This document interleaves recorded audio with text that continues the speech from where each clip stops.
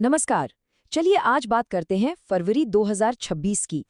उस महीने भारतीय शेयर बाजार में कुछ बड़ा हुआ, एक भारी गिरावट। लेकिन सवाल ये है कि क्या ये गिरावट अचानक आई या फिर क्या मार्केट हमें पहले से ही कुछ इशारे दे रहा था। आज हम इन्हीं संकेतों की परतें खोलेंगे। तो हमारी कहानी की शुरुआत होती है इस एक नंबर से, -207.90। ये नंबर क्या है? ये है 27 फरवरी को निफ्टी 50 में आई वो तेज गिरावट। और यकीन मानिए, ये सिर्फ एक नंबर नहीं है, ये उस दिन के बाजार की पूरी कहानी की हेडलाइन है। अब देखिए, उस दिन की कहानी का सार इस एक लाइन में छिपा है। दिलचस्प बात यह थी कि कुछ आईटी स्टॉक्स तो ऊपर जा रहे थे, लेकिन उन पर पूरे मार्केट में जो बिकवाली का दबाव था वो हावी हो गया। मतलब एक तरफ थोड़ी सी उम्मीद थी, पर दूसरी तरफ घबराहट का माहौल कहीं ज्यादा बड़ा था। तो सवाल अब यही उठता है कि आखिर ऐसी कौन सी वजहें थीं जिन्होंने फरवरी 2026 के अंत में बाजार को इतना नीचे खींच लिया? क्या ये बस एक बुरा दिन था या इसके पीछे कुछ और चल रहा था, कुछ ऐसे सिग्नल जो पहले से ही मौजूद थे? चलिए मिलकर इस पहेली को सुलझाते हैं। तो सबसे पहले क्यों का जवाब ढूंढने से पहले ये समझना जरूरी है कि उस दिन असल में क्या हुआ था। आइए एक नजर डालते हैं उस दिन के घटनाक्रम पर। यहाँ देखिए, ये गिरावट सिर्फ निफ्टी तक ही सीमित नहीं थी। निफ्टी 50 गिरा, सेंसेक्स गिरा, यहाँ तक कि मिड कैप इंडेक्स भी। मतलब साफ है, चाहे बड़े स्टॉक्स हों या मंझोले, हर तरफ बिकवाली का माहौल था। इसे ही कहते हैं ब्रॉड बेस्ड सेलिंग। चलिए अब थोड़ा टाइम में पीछे चलते हैं। 27 फरवरी की इस बड़ी गिरावट से ठीक पहले महीने के बीच में मार्केट का मूड कैसा था, क्योंकि असली सुराग तो वहीं छिपे हुए थे। ये चार्ट देखिए, बहुत दिलचस्प कहानी बताता है।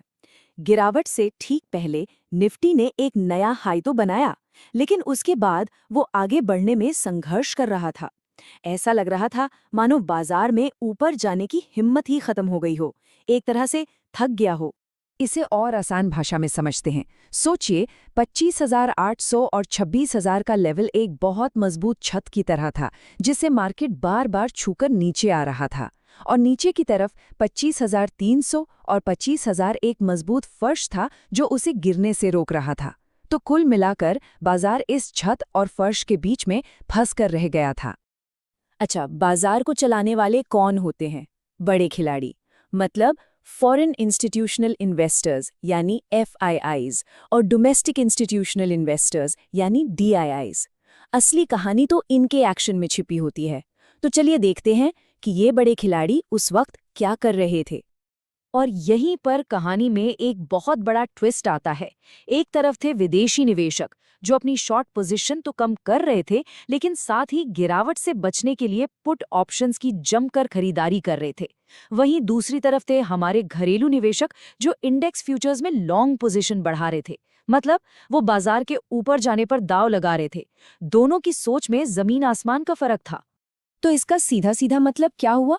यही कि जो बाहर का स्मार्ट मनी था वो सावधान हो गया था, वो आने वाली गिरावट के लिए खुद को तैयार कर रहा था। और हमारे घरेलू इंस्टीट्यूशंस वो अभी भी तेजी की उम्मीद लगाए बैठे थे। ये अपने आप में एक बहुत बड़ा सिग्नल था। लेकिन रुकिए, कहानी इतनी सीधी भी नहीं है, इसमें एक और पेंच है। FIIs ने कैश मार्केट में 2,820 करोड़ रुपए की खरीदारी भी की थी। इसका मतलब क्या? इसका मतलब ये कि वो बाजार से पूरी तरह भाग नहीं रहे थे, वो एक बहुत ही स्मार्ट गेम खेल रहे थे, जिसे कहते हैं हेजिंग। मतलब गिरावट से खुद को बचा भी रहे थे और मार्केट में अपनी मौजूदगी भी बनाए हुए थे। चलिए अब जरा कुछ टेक्निकल इंडिकेटर्स पर नजर डालते हैं। अब ये टेक्निकल नाम सुनकर घबराना नहीं है, मैं इन्हें बिल्कुल आसान शब्दों में समझाऊंगा। ये इंडिकेटर्स एक तरह से ट्रेडर्स के मन का हाल बताते हैं। तो पहला इंडिकेटर है पुट कॉल रेशियो या PCR। अब ये क्या है? ये बस ये बताता है कि मार्केट में मंदी का दाव लगाने वाले यानी पुट खरीदने वाले कितने हैं और तेजी का दाव लगाने वाले यानी कॉल खरीदने वाले कितने हैं। सीधा हिसाब है। और उस समय फरवरी के बीच में PCR लगभग 0.81 पर था। इसका साफ साफ मतलब था कि ट्रेडर्स गिरावट से बचने के लिए ज्यादा पैसा खर्च कर रहे थे।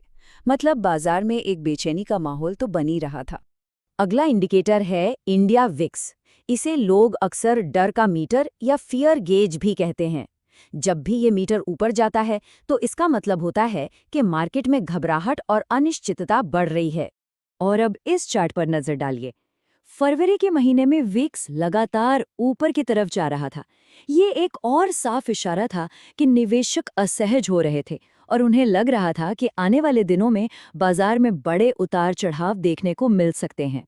तो अब हमारे पास सारे सुराग हैं।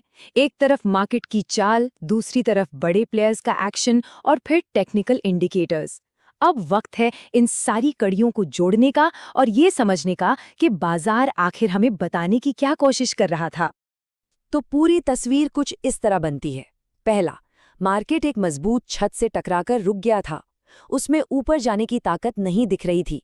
दूसरा, विदेशी खिलाड़ी यानी FIIs गिरावट के लिए तैयारी करने लगे थे। और तीसरा, PCR और विक्स जैसे इंडिकेटर्स साफ साफ बता रहे थे कि मार्केट में बेचैनी बढ़ रही है। और सबसे कमाल की बात जानते हैं क्या है? इन सभी सिग्नल्स को पढ़ने के बाद एक्सपर्ट्स ने पहले ही ये अंदाजा लगा लिया था। ये देखिए, एक रिपोर्ट में साफ कहा गया था कि निफ्टी के 25,200 से 26,000 की रेंज में ही ट्रेड करने की संभावना है। मतलब कोई बड़ी तेजी की उम्मीद नहीं थी। तो आखिर में हम क्या समझे? यही कि 27 फरवरी को जो बिकवाली हुई वो कोई अचानक आया तूफान नहीं था, बल्कि ये उन तमाम संकेतों का नतीजा था जो हफ्तों से बाजार में बन रहे थे। और ये दिखाता है कि अगर इन सिग्नल्स को सही से पढ़ना सीख लिया जाए तो मार्केट की चाल को काफी हद तक समझा जा सकता है। और ये पूरी कहानी हमें एक बड़े सवाल के साथ छोड़ जाती है। जब FIIs जैसे बड़े निवेशक खुद को बचाने के लिए इस तरह की पोजीशंस लेते हैं, तो क्या इसे आने वाली गिरावट की चेतावनी समझना चाहिए या ये बस उनकी एक समझदारी भरी स्ट्रैटेजी है? इस पर सोचिएगा जरूर।